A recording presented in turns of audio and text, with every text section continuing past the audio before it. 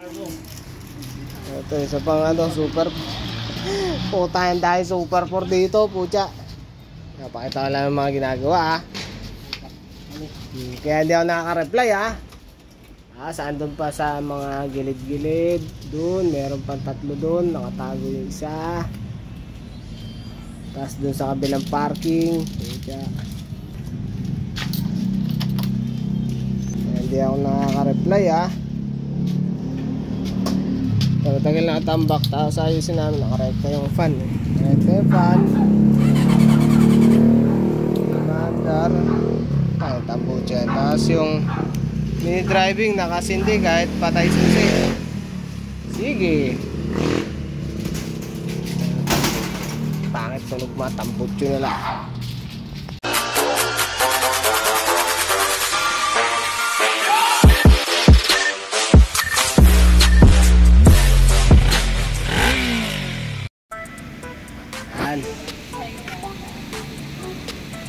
Kalawang kaya pala nakagagawa ko lang nito drain muna natin yung tangke kaya pa naman laman.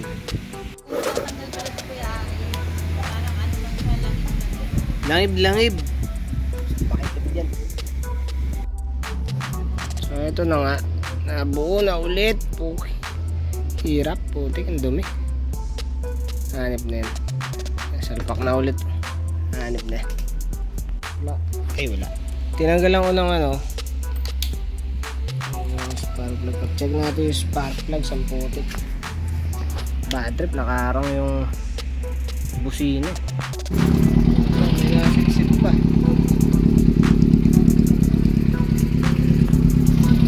Masag siguro yung manifold. Hindi, dito sa ibabaw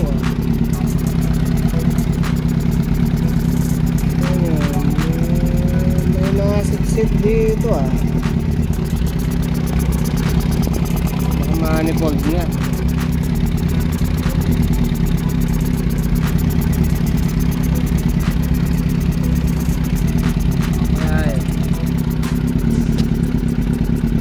Bagong carb cleaner, putik.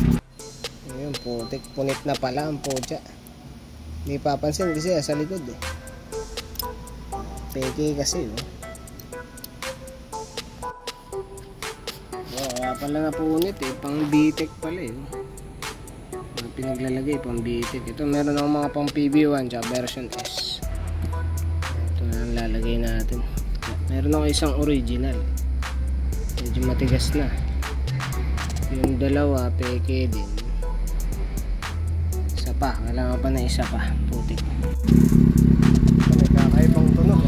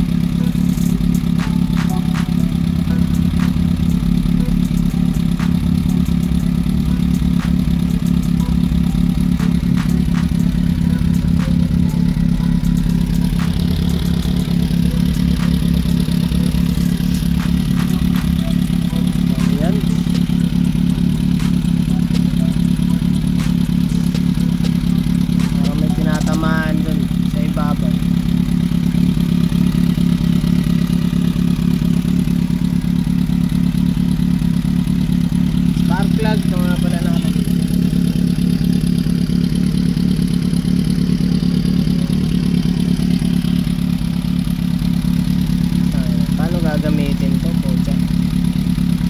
Buset.